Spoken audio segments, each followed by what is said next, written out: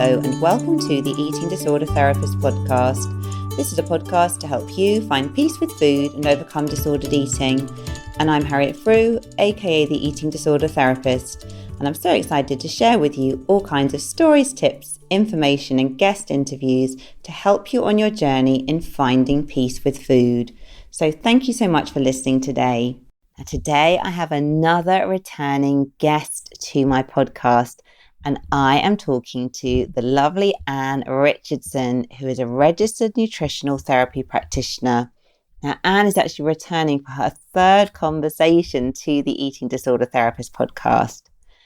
Anne supports people in recovery from disordered eating and helps them to learn to eat again. Anne grew up in France in a culture where thinness was a normality.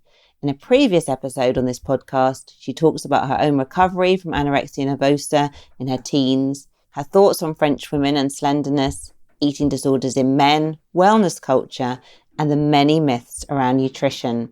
So do check out that episode, which is linked in the show notes. And on her last conversation here, Anne talked about healthy week in schools and the problems with this around the messages we are passing on to our children, particularly around demonizing sugar. So do check out that episode too. Lots of valuable content there. Now today, Anne is back and is going to be talking all about mindful eating and why it's not the most helpful approach in eating disorder recovery, particularly when recovering from anorexia nervosa. Anne has a unique approach to working using stories and metaphors in her practice to help communicate complex principles. So I'm really looking forward to this conversation today, and I know there'll be lots to take away for all of you. Let's get to the conversation. Are you wondering if your binge or emotional eating habits have triggered hormone and gut issues?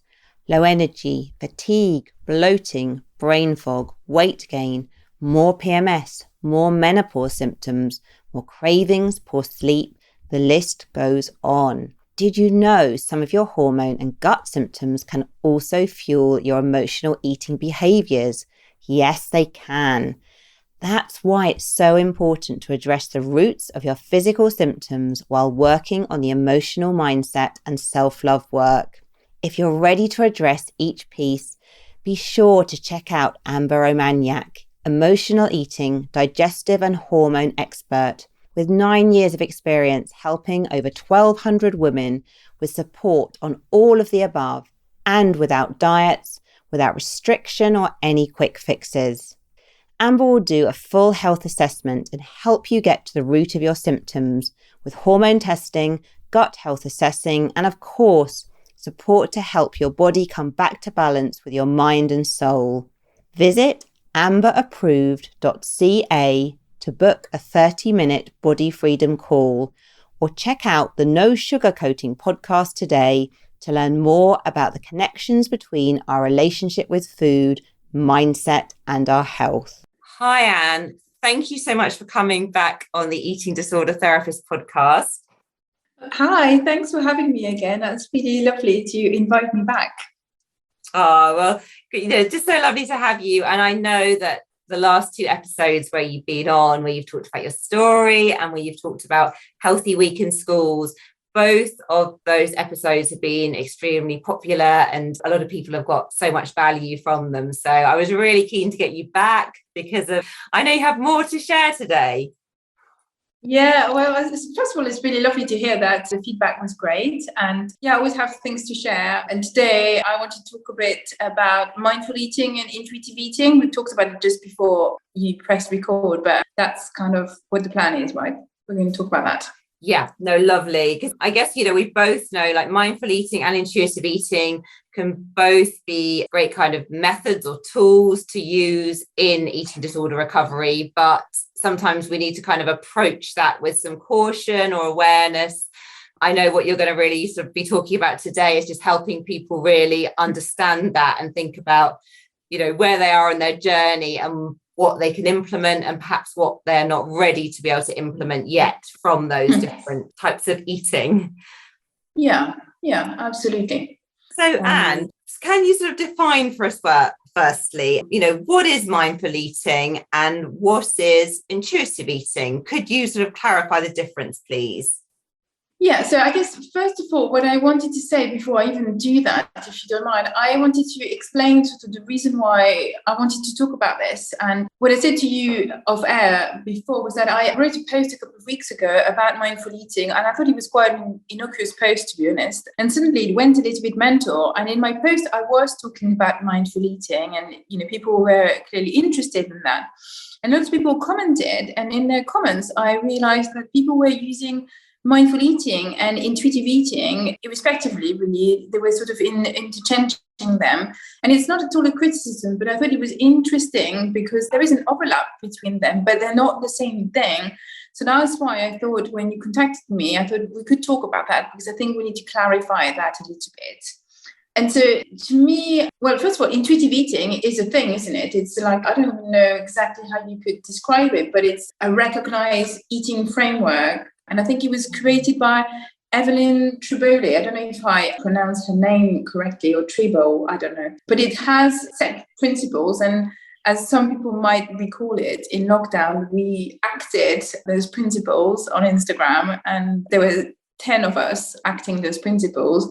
And, it's a said thing. It's a recognized framework of rejecting the diet mentality, honoring your hunger, making peace with food, challenging the food police, etc. There's actually 10 principles. It's very set. Whereas mindful eating is slightly different. Mindful eating is more about being present during the act of eating. It's paying attention to the smell, to the temperature, the texture, the taste of the food, the aftertaste.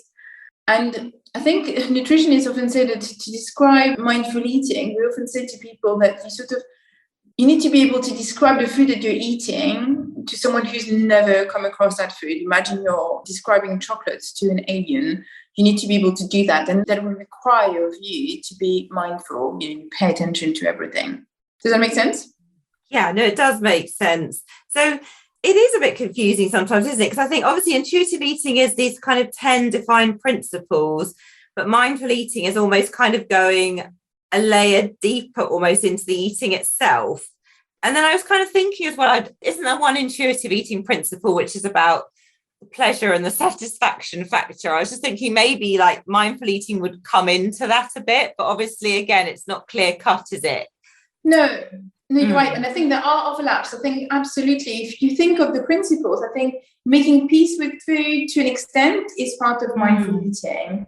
Discovering your satisfaction factor is part of mindful eating. Feeling your fullness is part of this. Honoring your hunger is part of it. Technically, all of that is part of mindful eating and intuitive eating at the same time. It's not really clear cut, but I think if I had to describe it in a more in a clear way, I would say that intuitive eating is broader than mindful eating. I think we can practice intuitive eating and eat mindlessly. I think I do that sometimes, to be honest. And we can also be mindful while being on a strict eating plan, which a lot of my clients are. And therefore, they're not being intuitive. Does that make sense? Yeah, no, it makes a lot of sense. So with mindful eating, with intuitive eating principles, obviously these are great ways of eating for someone who is, got a fairly good relationship with food, whose body physiology is sort of, in a reasonable place, I guess, where they're going to be able to sort of put some of these principles and actions into practice. But can you say a bit more about how in eating disorders, and perhaps particularly anorexia nervosa, when someone's weight restoring, how it may not always be the best route to follow either mindful eating or intuitive eating principles, at least initially? Yeah, I mean, the funny thing is that pretty much everyone that comes to see me at the start, we have the first session and, say, what do you want to get out of this session? And they say, well, I want a better relationship with food and I want to be able to eat intuitively. And I'm absolutely sympathetic to that, but I usually try to manage their expectations because, I tend to see people who have restricted their food intake or who are restricting their food intake. And more often than not, they are underweight, some make themselves sick or exercise compulsively. And when you engage in such practices, it's not realistic to be intuitive. You can get there, but you can't start there. I think that's what I would say. The first thing I would say about intuitive eating. And the reason why you can't start there It's because your normal biological cues will be all messed up. And therefore, it's going to be really hard for you to read the messages correctly. And intuitive eating is about that. It's reading the messages that your body sends you. But if you've been restricting or making yourself sick, etc., those messages are going to be a bit sort of unclear. For example, when you start eating after a period of restriction, you get full really quickly, which is the consequence of something called gastroparesis, which literally means paralysis. Oh, sorry, I can't speak anymore. Paralysis, Sunday, of the gastrointestinal tract. Basically, your gastrointestinal tract doesn't really move. It's becoming sort of stasis, so stationary. Your digestion therefore becomes really slow, and it feels like you've eaten a brick after you've eaten like a banana, and you bloat even though you're halfway through your meal. If you weren't being intuitive at that point, you'd stop eating. But guess what? That's the very last thing you need to do. You are experiencing this because you haven't eaten enough in the past. And so you precisely need to eat now, despite what your body is seemingly telling you, although it's not really telling you not to eat. It's been more complicated than that. So that's one thing I would say. But also, eating when you're hungry is a really big principle of intuitive eating. When you have anorexia nervosa, often you're not hungry because your body's got used to eating very little and your body's got used to utilizing stores. So if I wait until my clients are hungry to feed them, they're not going to do very well. And that's why they need to follow a really rigid plan, and they are going to need to eat when they're full. And that's probably one of the hardest things people have to do. And people complain about that, every day. In my practice, I don't want to eat. I feel so full. Why am I bloated? And it's really, really hard. And if they had to eat intuitively, they would not recover for sure. Absolutely. No, it makes a lot of sense. So what do you do then, Anne, in terms of obviously people are wanting to be more intuitive, they're wanting to listen to their hunger cues, etc. But as you explained very clearly, really, we can't trust our bodies, can we, when we're in that early stage of kind of weight restoration? It's going to take time before we can listen, tune in, respond to our body again. So what do you do instead? Do people sort of follow a structured meal plan? Is that kind of how you approach it instead of doing the sort of intuitive eating or mindful eating? Yeah, at the beginning, we have a very strict meal plan, and they have to eat very often. It's often every 2-3 hours. What I say to people is at the beginning, you can never trust fullness, literally never. You can listen to hunger, however, if let's say you're on 3 meals and 3 snacks, but actually you feel peckish in between your snacks, I am not stopping you from eating more. I always say to people, the plan I'm giving you is the minimum you're supposed to be eating. If you want to eat more in between courses, absolutely fine. It's quite rare that people do, but it's an option, because I don't want them to feel a bit hungry and to go, well, I can't do that because Anne told me that I needed to have a snack in an hour, but it's not time for my snack. So I don't want to put people in that position. It can happen that towards the end, actually, they become more hungry, but it's more the end. So they're a bit more flexible and they go, I had an extra snack because I was feeling hungry. And I go, yeah, this is good. But at the beginning, it's just a rigid meal plan. It sounds like as well, you have to really prepare your clients for this as well, really make them anticipate that they're going to feel full, they're probably going to feel bloated, but almost kind of give them permission to keep eating and to stick to the plan despite those sort of symptoms that they're experiencing. Yeah, and we talk about it a lot, and we talk about it and we talk about it again and we talk about it, and it sounds crazy, but we have those discussions over and over and over again, because it's really distressing to feel so full. And when you're feeling full like that, the anorexia is having a field day. The anorexia is going, you've eaten too much, she doesn't know what she's doing, you're fat, stop eating, and your head is going on overdrive. So it's really important to keep having the discussions, and for me to keep telling them that it's okay, that it's actually very normal, it's biologically normal, and that people have gone through that and they have come out the other end and it's okay. So really offering that kind of reassurance, isn't it? And just really giving people permission to keep going despite their uncomfortable symptoms. Yeah, absolutely.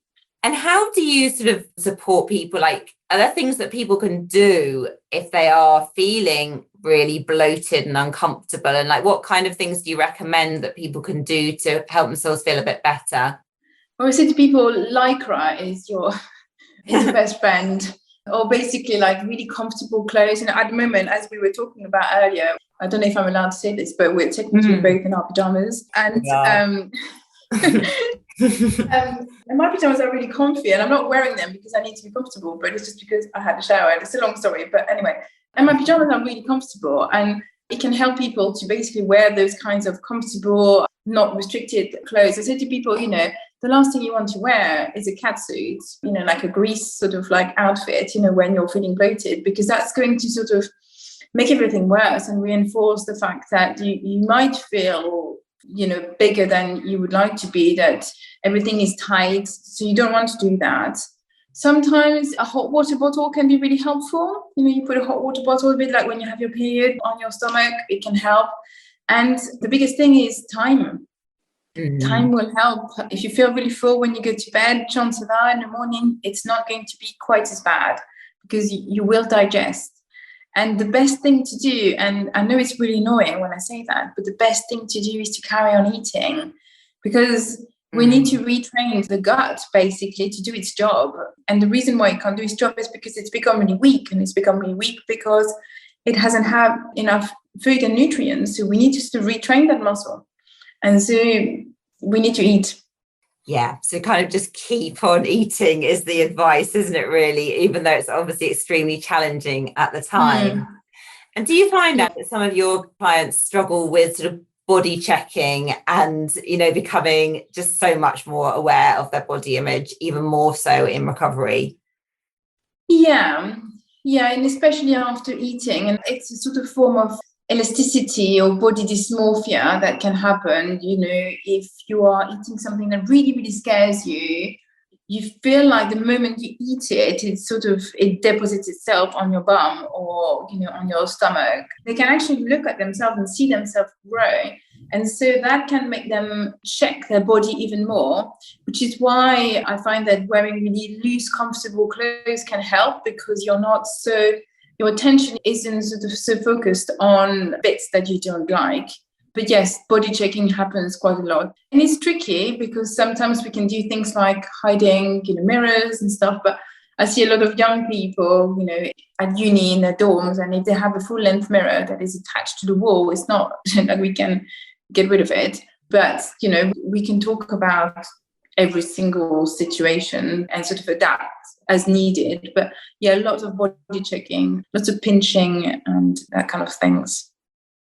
Yeah, no, it's so challenging, isn't it? Because I think obviously, the kind of work we do with our clients, we really want to sort of discourage them from body checking, for, reducing that behavior as much as possible. But it's very challenging not to engage in body checking when you're doing the weight restoration process, because probably already your body image is quite fragile. And I guess it intensifies that focus on the body, doesn't it, when our bodies are changing, albeit in a healthy way.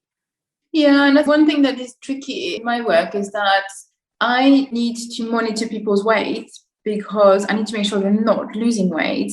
And the tricky thing is to sort of make them understand that the reason why I'm monitoring their weight is to prevent them from becoming more ill and from losing weight. It's not that I'm actually worried that they are gaining too much weight. So on the one hand, they like the weight monitoring because they just go, well, I did well now that I'm not becoming fat. So they're hoping the number isn't going to go up, whereas I'm hoping the number is going to go up. And so we need to have a really honest conversation about that, because otherwise we're having basically two different objectives. And if we're both looking at a different objective, it's not particularly healthy. It makes a lot of sense.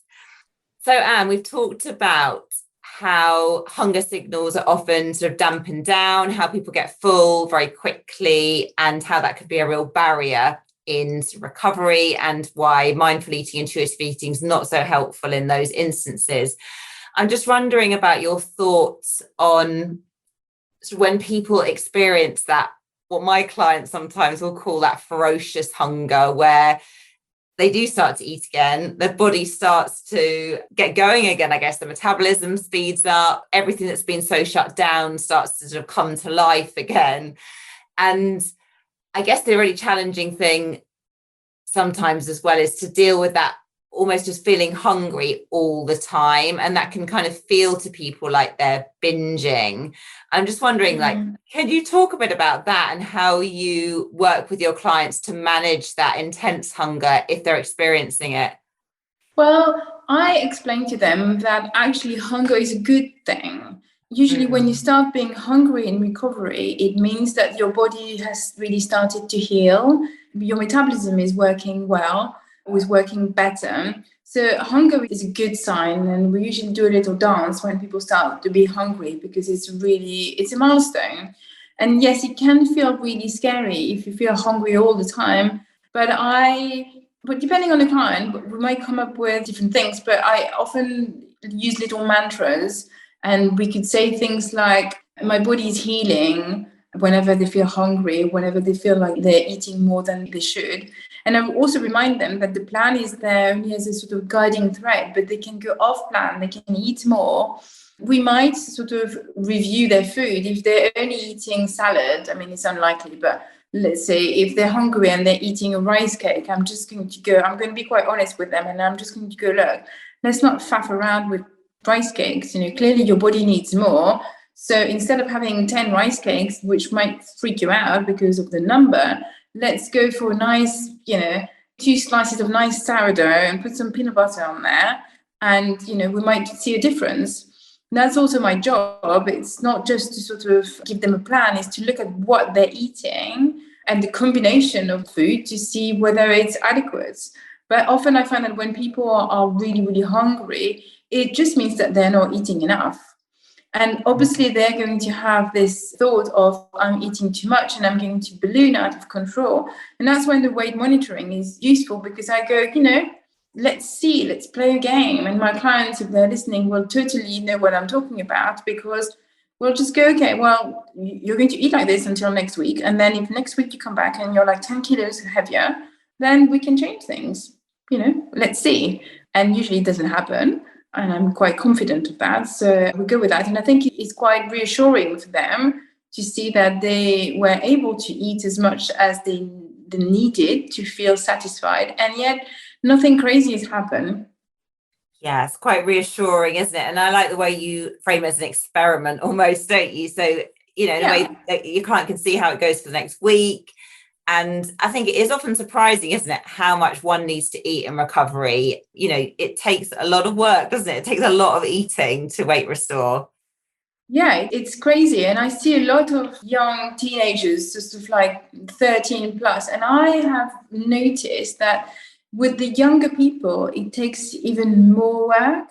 And also it depends on, the stage in recovery they're at. If they were very underweight, we can be talking about like 4,000 or 5,000 calories a day. And it's a lot of food. It's a lot of effort to eat all those calories. And that's also why people, if you say to me, I want to eat intuitively, but I love broccoli, and I love salad. And I just go, you know what? Let's cut the crap here. Sorry if I'm not sure I was supposed to swear or anything, but I was just go, it's not going to work, And is it really intuitive, or is it your eating disorder telling you that you should be eating lots of broccoli? I love broccoli, but, we're not going to make it with broccoli and rice cake. We are going to need to sort of challenge that thought a bit more, because it's going to take forever otherwise. But yeah, there's a lot of food that needs to be eaten. Yeah, and I don't have any sort of paper to sort of base what I've just said. But my observation is that with the younger clients, they tend to need even more food. Well, it's really helpful just to hear that, and just for you to be saying that out loud. So I think something that I experience a lot as well working with people is that it is very scary, isn't it, increasing what you're eating. I find a lot of people as well will do what I almost call like toe dipping, like they'll kind of dip their toe in the water with eating a bit more. But I love the way that you're just kind of really talking about just really kind of firmly and kindly kind of pushing people in a way, giving them that permission to eat enough and to eat a substantial amount. Because with the toe dipping, like you said, it's not really going to get you anywhere, or it's going to take you forever, isn't it, to weight restore if you're just like adding little bits in here and there.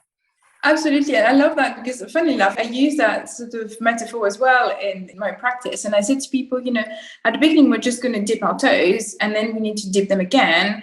And, but at some point we do need to go forward because, I think that I quite like to go swimming in the sea. But if you've ever tried to go swimming in the sea when it's cold, and I'm saying that sort of literally when I see people doing that, and also metaphorically, imagine you're at the beach and it's March and you're trying to go in the sea in your swimming costume. It's going to be cold. I can guarantee you that because I do it. It's going to be cold. And of course, you don't sort of throw yourself in because actually it can be quite dangerous.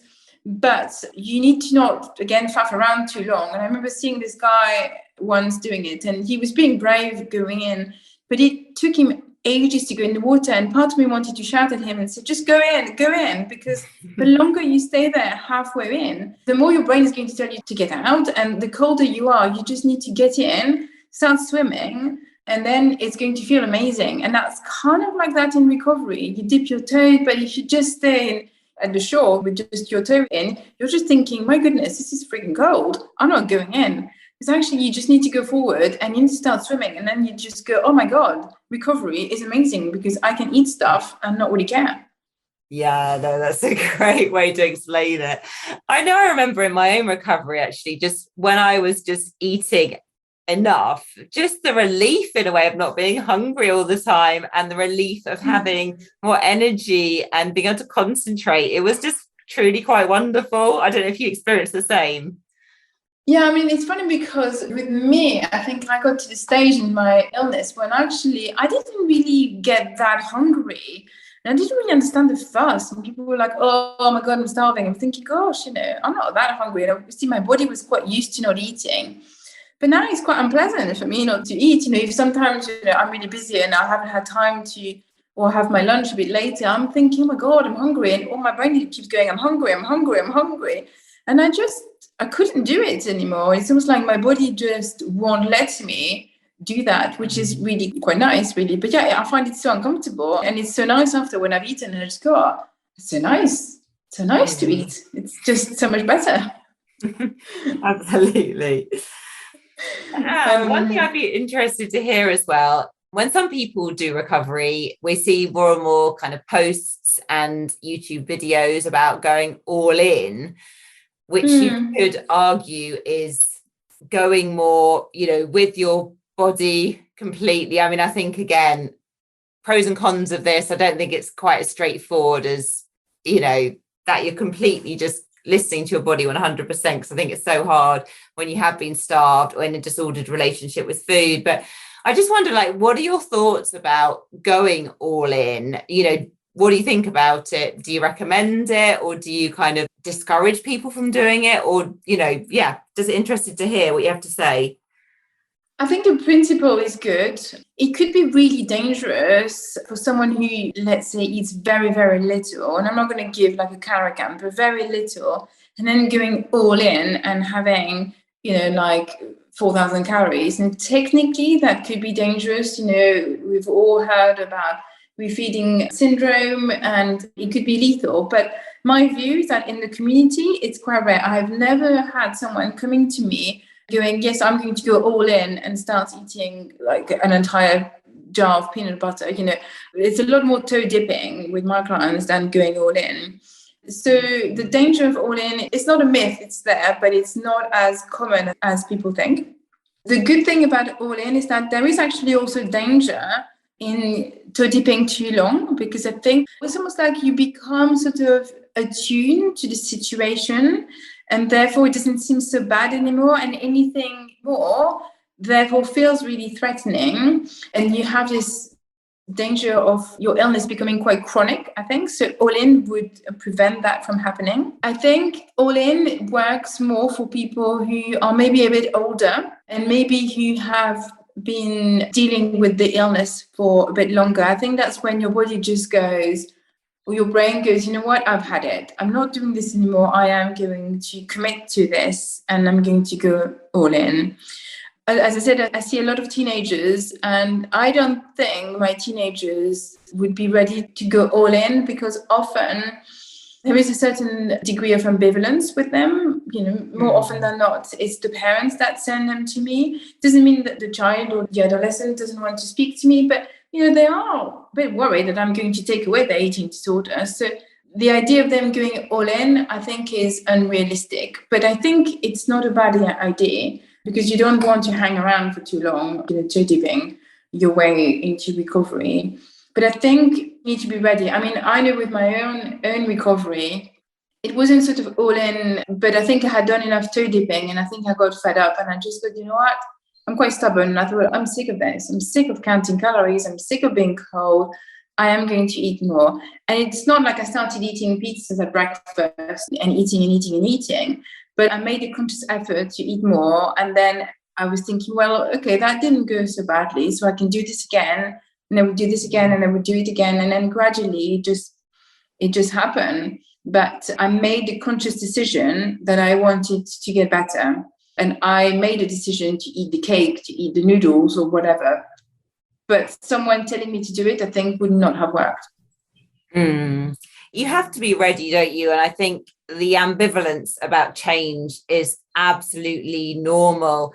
And I think, I work mainly with adults, sort of mainly 18 plus, and it's almost very unusual if someone presents without the ambivalence. You're almost, I don't know if this is true with your younger clients, but definitely with my work working with adults, the motivational work or working on that ambivalence to start with is almost like a standard part of the treatment, really. Like, I would be quite surprised almost if someone came through the door and said, right, I'm ready to start today.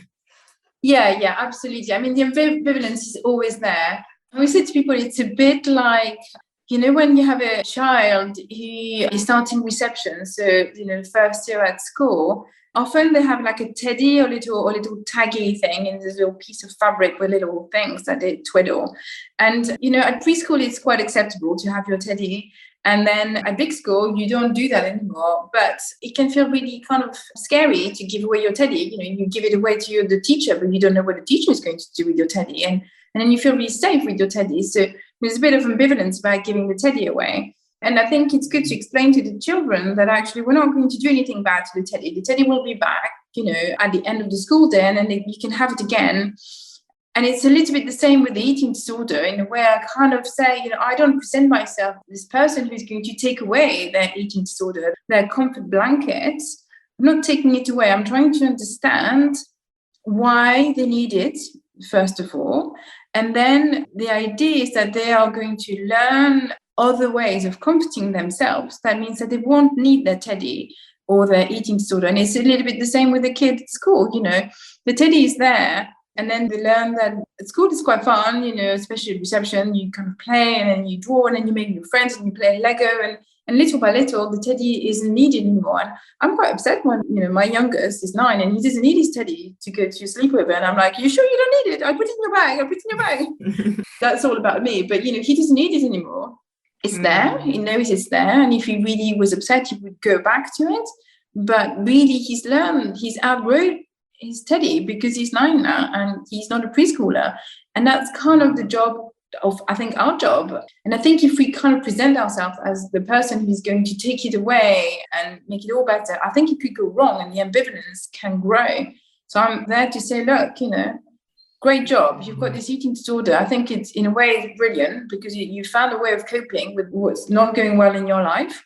Let's see what we can do with this and how we can replace it. I mean, I don't say it like that, but essentially that's what I'm doing. Does that make sense? Yeah, no, it makes a lot of sense. So Anne, just coming back towards the end of the podcast back to the mindful eating, intuitive eating. Yes. At what stage perhaps can people start to embrace those different ways of eating in their recovery? How far down the road do they need to be? Yeah, it's difficult to tell. And I think maybe what I would like to say before that is that technically you could be mindful at the very beginning of your recovery, but I don't actually recommend it because, and I guess that's what I was saying in my post, if you're mindful when you are feeling really full or when you're at the beginning of your recovery, it could make things really worse because you're essentially having to think about the thing that you're the most scared of. And I guess what I would sort of advocate is that people are quite mindless in their eating at the beginning of recovery. So they can't be intuitive and they can't be mindful either. And it's only towards the end that they can start doing both. And I think when they start becoming hungry, that's when I will be a bit more flexible. And that's when the plan becomes much more fluid. And I go, you know what, I don't really care to an extent about what you're eating. I guess, with my clients, because they tend to be underweight, we also do look at the weight. So when they start to become more weight restored, that's when the plan becomes more fluid. And that's when I go, at this stage now, because you're safe in terms of your weight, let's see how you go with dropping a stack. Or maybe we can increase exercise, or we can start exercise, and let's see what happens to your weight. And I caveat it, obviously, and I say, if by next week you come back and you've lost weight, we're going to have to rethink this because it might mean that your body isn't ready. But if nothing happens, then we can, basically come out of the sea really gradually. So when we dipped our toes and we went swimming, and imagine you're kind of coming out, you don't just jump out. I mean, not that you can do that, but don't jump out of the sea. You just gradually come out and dry yourself. And so it's a gradual process, and we see how the body responds, and everyone is different. So that's for the intuitive bit. And when it comes to the mindful eating, I think people have to be more recovered in order to become mindful, because at the beginning, you don't really like the food. And so the idea of being mindful and sort of paying attention to the taste is horrific, because you think everything is gross and the textures are all wrong and you don't want to feel full. Absolutely, you don't want to feel full. You need to be a bit more recovered. And I often also explain to people that it's also okay to be mindless, It's all right to be mindless. I know people say, you need to be mindful when you're eating. I think it's okay to be mindless, even when you are recovered.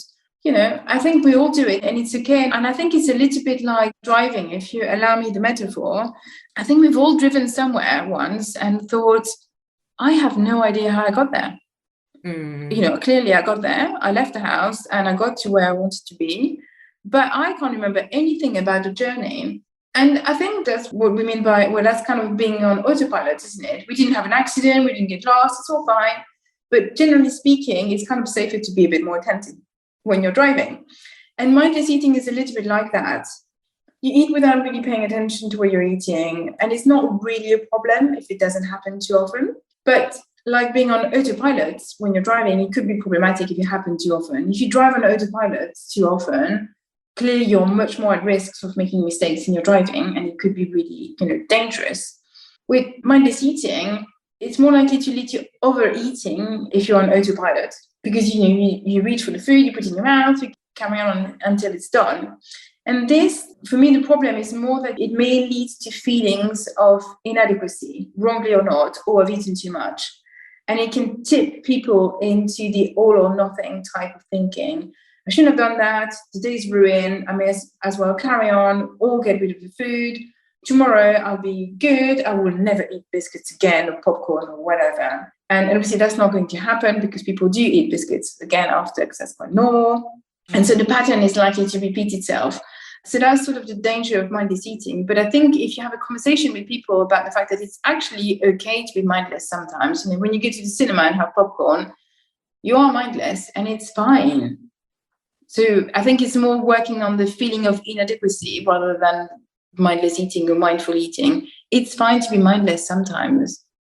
Yeah, and I'm completely with you. And I think some people get into mindful eating as well, and they kind of almost replace their dieting with trying to do like perfect mindful eating, and then it almost becomes a new diet, but it's not a diet, it's mindful eating, but that very black and white thinking around it, which then causes them to beat themselves up, like kind of what you're saying as well, back to that kind of all or nothing thinking. So obviously it's a great thing, isn't it, to be mindful quite a lot of the time with your eating, but the reality is sometimes we're mindless with our eating, and actually that's okay. Eating is not a perfect thing, is it, to master? No, and also, some people say mindful eating, and what they mean is that you have to chew your food like 50 times. I mean, that's not mindful. That is weird. No one does that. And I think, even when you're eating with your family, no one is totally mindful. I think mindful eating also means, just you pay attention to the taste and stuff, but you're not sort of completely sort of dissecting the food, at every bite, because that would take too long and that would be a bit weird. But it's paying attention, going, this is really nice. I love the fact that it's really crumbly and quite buttery. And, I love the chocolate. That's kind of what we mean really about mindful eating. In recovery, it can be really helpful to be mindless, because in a way you're so scared of the food, you don't want to think about the chocolate and the fact that it's buttery because you're scared of that. You just, in a way, you want to eat it quite quickly so that you don't have to think about it. And also, if you take too long to eat, because that's also the thing about mindful eating, you eat slowly without distraction, then you're going to feel fuller, or you're going to feel full or even more full halfway through your meal. And I think, in a way, for me, the game is, and the reason for that, let me just maybe explain that, is you have lots of hormones that are at play to sort of tell you when to stop eating when you're eating kind of normally. And I think for me, the game when it comes to recovery is to finish your meal before those hormones have had time to, it's going to be easier for you to finish your meal without you feeling really full. And then the thoughts of, oh my God, I've eaten too much, I feel fat. Because when you feel full, you are probably going to feel like you are fat. And if you're going to finish your meal, you're going to feel that feeling regardless. So you may as well feel that feeling when you finish the meal rather than feeling that feeling when you're halfway through, because then you're going to think, well, I can't finish my meal. If you're going to feel that feeling, which is going to be uncomfortable, you may as well also reap the benefits of having eaten your meal and going forward in your recovery. Yeah, and I think a great tip there, Anne. Thanks for sharing that. So, Anne, where can people find you if they want to find out more about the work you do and, to explore more about your sort of way of working? Well, first of all, so I'm in England, I'm in Southwest, I'm in Devon, but I see people from, all over, because like everyone else, I work online. That's my physical position. And where to find me, I mostly live on Instagram. So you can find me on Instagram at Crunch Nutrition. I also have a website, which is crunchnutrition.co.uk. I'm not really on Facebook, a little bit, but it's mostly Instagram. I try to post as often as I can, but it's not every day because I need to live as well. And I'm trying to get better at that, at actually not posting every day, trying to practice what I preach and also sort of rest, because I think that's really important. But Instagram and my website, and Okay, lovely. Well, I'll make sure, Anne, that your details are in the show notes, and I'll also link to the other episodes when you've been on this podcast before, which I know people want to check those out. Thank you. So I just want to say really nice speaking to you again. Yeah, very lovely. Yeah. And thank you so much for coming on the podcast again today, Anne. I really appreciate it. And I know this is just going to be such a valuable topic because it's something that people are always sort of asking me questions about. And it's really just been so helpful to hear, just to sort of talk people through really kind of what to expect, I guess, when they're going through that process of weight restoration, and to really give some guidance about sort of the limits maybe of mindful eating and intuitive eating, at least in those early stages, but, to kind of give people alternatives and how to deal with that. And, explore when intuitive eating or mindful eating, when might be the time to introduce those in recovery. So thank you so much for all that great wisdom on all of those topics.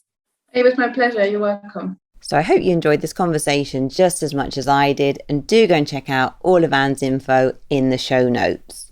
So if you're not following me already, do seek me out on Instagram at the Eating Disorder Therapist. And for further support with your relationship with food, do go to the eatingdisordertherapist.co.uk. And if you enjoyed this podcast, I'd be so grateful if you'd follow, rate and review, as it helps it reach so many more listeners. Thank you so much for listening today, and I look forward to sharing another podcast episode with you very soon.